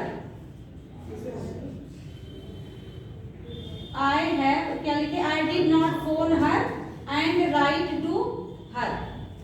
यहाँ पर आपको पता चल गया ना, मैंने फोन भी नहीं किया और उसको, तो यहाँ पर एंड को फिर हटाएं, जब नॉट आ गया तो हमेशा आर लगाना पड़ेगा, यही रट लेना, ठीक है, सीधा सीधा। ओके, अब एक सेंटेंस है जो आप फिर से करेक्ट करें। ये सेंटेंस है he is such poor, he is such poor. इसके बाद है that he can not by a bicycle, BICYCLE। He is such poor that he cannot buy a bicycle, buy a bicycle। ये sentence एक incorrect sentence है, और आपके सामने सब कुछ लिखा हुआ है बोर्ड पे, आप जान लें। उसी में से एक रूल है जो आपको नंबर दिलाएगा, बताइएगा। पुअर एक क्या है, एडजेक्टिव है, ठीक है। तो आप सच को हटा के सो में कन्वर्ट कर दें, ठीक है। देख करके आपको लग रहा है ना कि ये करेक्ट है, लेकिन आपको याद रखना पड़ेगा सच के साथ आपको नाउन लाना है और सो के साथ आपको एडजेक्टिव लाना है, ठीक है। तो सच पुअर नहीं, इस प्रकार के गरीब नहीं है, इतना गरीब है तो यहाँ सो का भी वही मतलब होता है, सच का भी वही मतलब होता है, लेकिन आपको वही नाउन और एडजेक्टिव से जानना पड़ेगा। ये वाला है ना सो और सच, तो यहाँ पे जब सो होगा तो एडजेक्टिव होगा, सच होगा तो नाउन होगा, ठीक है। सच बॉय तो करेक्ट है, और अगर जो है सच बॉय नहीं है क्योंकि बॉय नाउन है, और अगर सो वीक है तो एडजेक्टिव है। हाँ बाबा, एज नहीं, एज नहीं लगेगा। एज तब लगता है जब एक क्लॉज में सच आए और कोई बात कहे तो बाद में उसका परिणाम आप एज लगा देते हैं, लेकिन ऐसे सेंस में एज नहीं, हमेशा दैट लगता है। ओके, तो आपको समझ आ रहा ना कैसे क्वेश्चंस बनते हैं। चलिए गया, एक और लिखिएगा, contact us between 10 AM to 6 PM। Contact us between 10 AM to 6 PM। बताएंगे इसमें क्या गलती है।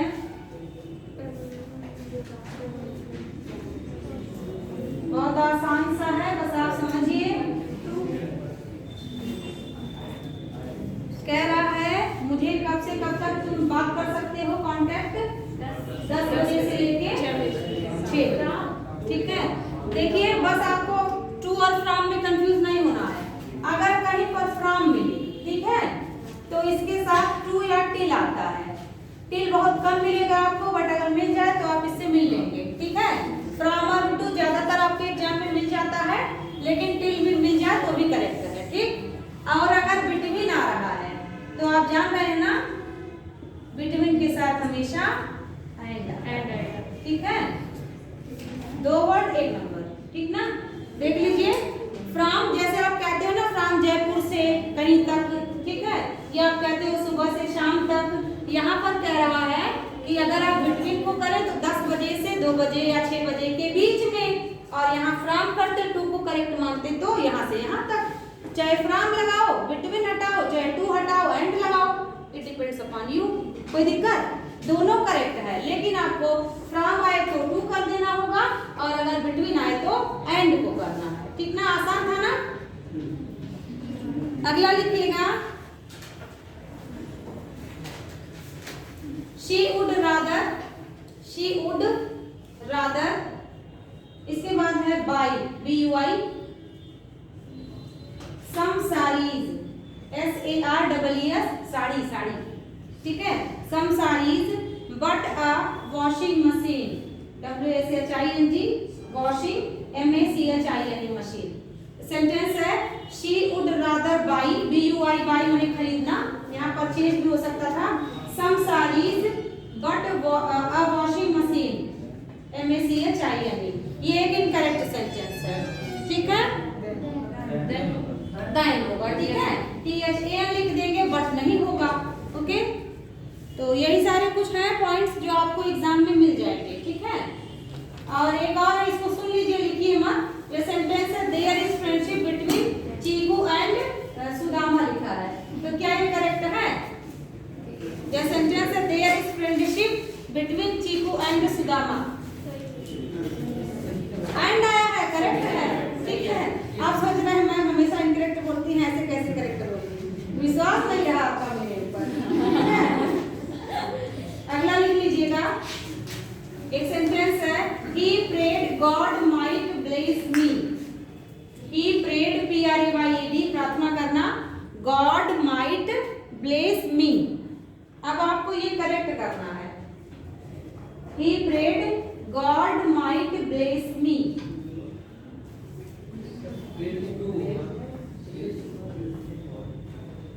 बता दीजिए जल्दी जल्दी।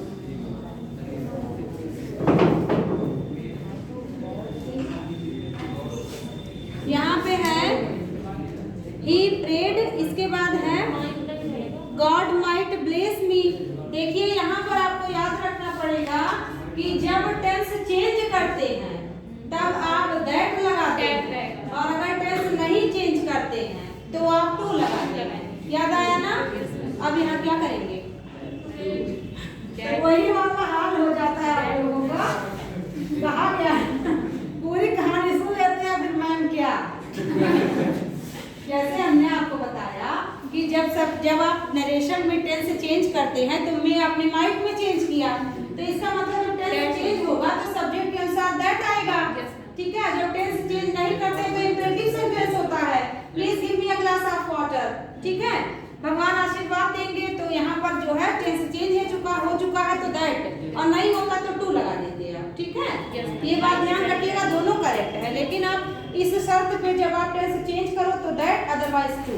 ठीक है, और आपने लिखा भी तो था भाई, विश हो गया, प्रे हो गया, बिलीव हो गया, एक्सपेक्ट हो गया, बहुत सारे वर्ड्स थे जिसके साथ हमेशा दैट लगाते हैं जब ये कंजक्शन के तौर पे आता है। ठीक है, नेक्स्ट लिखिएगा, she not only gave me bread, BREAD, she not only gave me bread but also money gave, कितना उलट के यहाँ पे सेंटेंस है, she not only gave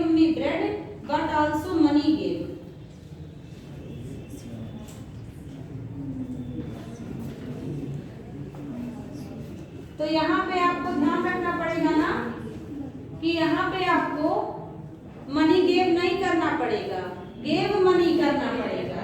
gave money क्यों होगा, ये आप सेंटेंस अगर देखिएगा तो यहाँ पे कह रहा है she not only gave me bread, मतलब उसने मुझे रोटी नहीं दिया बल्कि पैसे भी दिए। तो यहाँ पे एक जो गेव है वो नॉट ओनली के बाद पहले और सब्जेक्ट के बाद आया है, तो दूसरा जो बट ऑल्सो है उसके पहले आपको वर्ब लाना पड़ेगा और नाउन को उसके पीछे ले जाना पड़ेगा। ठीक है, तो आप याद रखें, ऐसे क्वेश्चंस आते हैं। नेक्स्ट लिखेंगे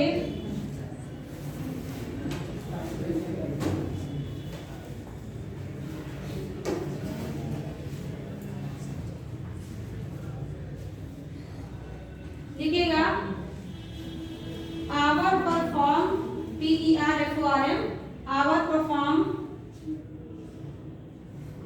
इज, इसके बाद है we shall win the match, our perform is we shall win the match. अब आपको परफॉर्म इज वी यहाँ तक अंडरलाइन करना है, समझ पा रहे हैं ना? परफॉर्म इज वी को अंडरलाइन करना है। पहला ऑप्शन है परफॉर्मेंस इज वी, पहला ऑप्शन है परफॉर्मेंस इज वी, दूसरा ऑप्शन है परफॉर्मेंस इज दैट वी, दूसरा ऑप्शन है परफॉर्मेंस इज दैट वी, और तीसरा ऑप्शन है बोथ ए एंड बी, चौथा है नन ऑफ दैट। यानी इसी दो में से पकड़ लीजिए आप, ठीक है? दोनों तो हो नहीं सकता, ठीक ना?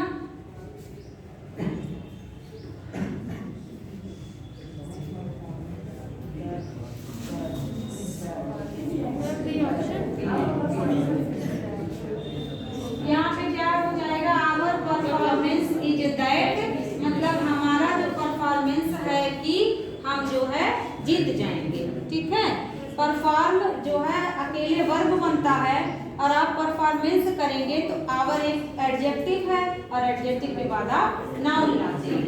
ठीक है,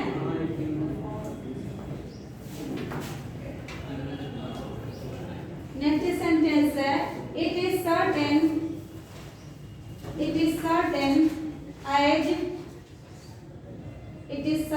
as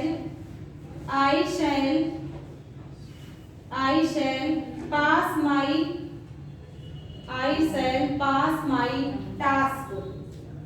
It is certain that I shall pass my task. तो आप क्या करेक्शन करेंगे यहाँ बताइए? बहुत आसान है, रिवीजन तो कर ही लिया करिए। ठीक है, अदरवाइज फिर आप यही होगा ना, रिवीजन नहीं करेंगे तो पढ़ेंगे और भूलेंगे। ओके, सर्टेन के बाद हमेशा दैट लगाना पड़ेगा, यह निश्चित है कि, फिर आगे देख पा रहे हैं। ठीक है, सर्टेन हो गया, बिलीव हो गया, कंसीव हो गया, बहुत सारे वर्ड्स थे ना, ठीक ना? कैसे भूल जाते हैं भाई। अगला लिखिएगा योर एम इज, इसके बाद है your aim is that you will complete the competitive examination, you will complete the competitive examination। तो आपको पता है ना कि यहाँ पर कोई एरर मिला?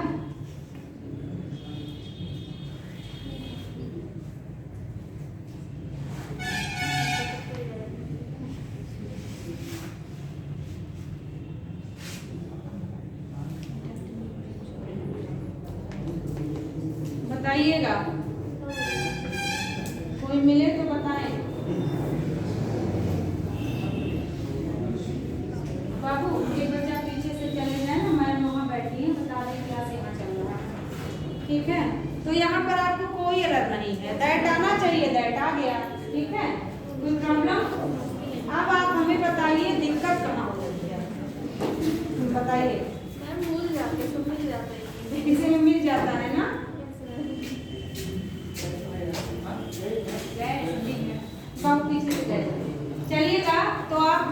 चाहिए उसके लिए क्या करें? रोज रोज नोट्स पलटे, कम से कम 10 मिनट, चाहे खाने के पहले चाहे खाने के बाद। जैसे आप दवा खाते हैं ना, वैसे 10 मिनट वाली दवाई की तरह जरूर आप पलट लें, एक पर्टिकुलर नोट्स बना करके वही बिंदु लिखें जो हम आपको बताते हैं, यानी कि कुछ भी अपने मन से लिखने लगे और आप सोच लीजिए यही पॉइंट्स अगर हम कर रहे हैं तो क्वेश्चन बदल बदल के यही मुझे भेटा रहा है, ठीक है। और मतलब आपको क्या, जैसे not only but also, either, nor, ये सब आपको मिलेगा।